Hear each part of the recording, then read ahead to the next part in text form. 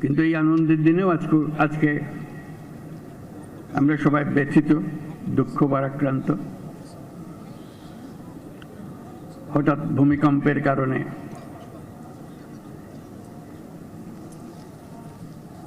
কয়েকজন ইন্তেকাল করেছেন, তার জন্য আমরা শোক পালন করলাম নীরবতার মাধ্যমে। কিন্তু আরো বহু আছে যারা ক্ষতিগ্রস্ত হয়েছে, আহত হয়েছে, সম্পদের ক্ষতি হয়েছে, আর্থিক ক্ষতি হয়েছে।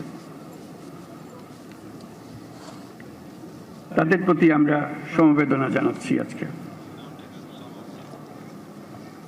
আশা করি তারা আবার নতুনভাবে তাদের জীবন শুরু করতে পারবেন।